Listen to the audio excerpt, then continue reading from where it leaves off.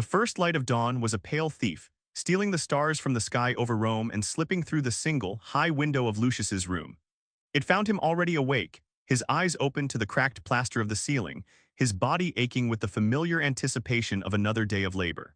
The air in the small insula apartment was still and close, carrying the night's accumulated smells of old cooking oil, damp wool, and the faint, ever-present odor of the city's crowded humanity. He rose silently, his movements practiced and economical, careful not to disturb his wife, Portia, who still slept on the thin pallet beside him. The rough-hewn floorboards were cold beneath his bare feet. He moved to the small hearth where the embers from last night's fire still held a whisper of warmth. From a coarse linen sack, he retrieved a loaf of bread, its crust hard and dark from the public baker's oven the day before. He broke a piece off, the sound a dry crack in the quiet room. Taking a clove of garlic, he rubbed it vigorously over the torn surface of the bread, the pungent aroma sharp and awakening. A small, hard wedge of cheese from a clay pot completed his ientaculum. It was a meal of necessity, its simplicity a stark map of his station in life. Portia stirred then, her own routine beginning without a word. She poured wine from an amphora into 2 clay cups, then carefully added water from a pitcher, diluting the sharp liquid to a pale, watery pink. This was their morning ritual, a silent communion built on shared scarcity. They ate standing, the simple act of breaking their fast a quiet preparation for the hours ahead. Lucius's mind was already turning to the scrolls he would copy at the scriptorium near the forum, his hands anticipating the feel of the stylus, his back the ache of the hunched posture. Their existence was a wheel, and bread and oil were its axles. As he chewed the tough bread, a memory surfaced, unbidden and sharp as the garlic on his tongue. Just days before, he had passed the open doorway of a wealthier neighbor's ground-floor apartment. Inside, the man, a minor official, was breaking his own fast. But his bread was a soft, golden loaf, fresh from a private oven, and he was drizzling it with thick, golden honey from a delicate glass vessel. The image was a splash of color in Lucius's monochrome world, a brief, vivid illustration of the chasm that lay between a full belly and a satisfied one. He felt the grind of his poverty then, not as a sharp pain, but as a deep, constant weariness, like a stone worn smooth by a relentless river. Yet as he finished the last of his bread and took a sip of the diluted wine, he found a thin, stubborn solace in the routine itself. The certainty of the dawn, the shared silence with his wife, the simple act of sustenance, these were the small, hard coins of a life that was, at least, his own. The sun stood directly overhead, a merciless bronze disk hammering the white stone of the forum into a blinding glare. For Lucius, the morning's quiet focus had dissolved into the cacophony of midday. His fingers, stained with ink from a morning of transcribing legal documents, cramped around the stylus. A deep hunger, sharp and hollow, had begun to gnaw at his belly, a signal as reliable as the sun's position. He carefully cleaned his tools, the scent of wax and papyrus giving way to the far more urgent aromas wafting from the streets beyond the scriptorium's shaded portico. Stepping out was like diving into a turbulent sea of humanity. The relative quiet of his work was instantly swallowed by the roar of the city at its peak. Hawkers shouted prices, cart wheels rumbled over paving stones, and 1,000 conversations blended into a single, overwhelming hum. He moved with the crowd, a single thread in a vast, colorful tapestry, his destination a familiar stall tucked into a niche between 2 grand basilicas. The vendor, a man with a face as leathery and lined as old luggage, recognized him with a nod. The transaction was swift and wordless. A few small coins exchanged for a piece of coarse sausage, a handful of wrinkled olives, and a hunk of yesterday's bread, all wrapped in a broad leaf. This was prandium, the midday meal for those who could not retreat to a quiet domus.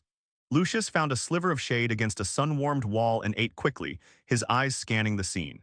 The food was functional, the sausage greasy and heavily spiced to mask its age, the bread a challenge for his teeth. Yet it was fuel, and he consumed it with the efficiency of a man whose time was not his own. His gaze fell upon a merchant he recognized, a man who dealt in spices from the east. The merchant was reclining on a cushioned bench outside a taverna, a small table before him laden with a more substantial prandium. Thin slices of cold, roasted meat, a bunch of dark grapes, and a round of soft, white cheese. He ate slowly, deliberately, conversing with a companion, his meal a performance of leisure and means. Watching him, Lucius felt a familiar, complex emotion stir, a blend of connection and profound alienation. They were both Romans, breathing the same dusty air, citizens of the same mighty empire. They were both part of this vibrant, pulsing organism of street food and public life, a culture that fed the masses with swift, simple fare. Yet the chasm between a meal eaten standing against a wall and one enjoyed reclining in the shade was as wide as the Mediterranean. He was a part of the bustle, yet separate from its comforts. He was surrounded by thousands, yet the sight of the merchant's grapes, plump and bursting with sweetness he could almost taste, made him feel utterly alone in the crowd. Finishing the last olive, he tossed the stone into the gutter and turned back toward the scriptorium. The city's energy now feeling less like a community and more like a current carrying him relentlessly forward. The invitation had been a surprise. A small, wax-sealed tablet delivered by a slave whose tunic was of finer wool than anything Lucius owned.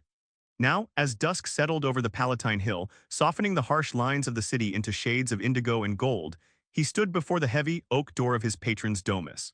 The sheer, silent bulk of the building was a world away from his own noisy, teeming insula. A porter admitted him, and Lucius stepped from the familiar grit of the public street into another Rome entirely, a Rome of cool, polished marble, of muted echoes, and of air scented with exotic wood and beeswax. He was shown into the triclinium, the dining room, where low couches were arranged around small tables in a U-shape. The other guests, men of clearer means and easier confidence, were already reclining in the customary position, leaning on their left elbows. Lucius found his assigned place, his movements awkward as he arranged himself on the cushioned couch, the fine linen of the cover strange and smooth against his work-roughened skin. A young slave, silent and efficient, appeared to wash his hands with scented water poured from a silver ewer, the ritual a silent proclamation of the luxury to come. The feast unfolded like a dream of distant lands. The first course, the gustatio, was a parade of small, intricate dishes. There were eggs stuffed with a paste of pine nuts and herbs, oysters glistening on a bed of snow brought down from the mountains, and tiny, honey-drenched dormice, their small bodies glazed and crisp. Lucius watched, mesmerized, as the servants moved with a fluid, silent grace, placing each delicacy before the guests. He ate carefully, the flavors exploding on his tongue, the salt of the sea and the oyster, the overwhelming sweetness of the honey, the rich, unfamiliar fat of the dormouse.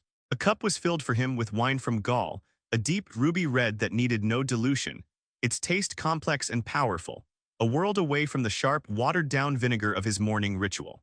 His host, a portly man named Gaius Flavius, held court from the central couch, his voice a comfortable rumble that filled the room. He spoke of his trade networks, of ships braving the winter seas to bring back Spanish olive oil, of caravans crossing deserts for silks and spices from the seers. Each boast was a thread in the tapestry of the empire, a display of power measured in amphorae and ingots.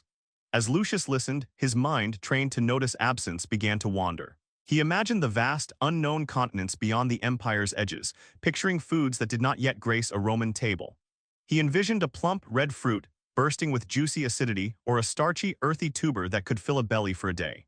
Their absence was a silent testament to the limits of even Rome's reach, a reminder that the world was still vaster than its legions and its trade routes. Lucius felt a profound, dizzying awe at the spectacle of it all, the wealth, the reach, the sheer audacity of such a feast. It was a symphony of power played out on silver platters.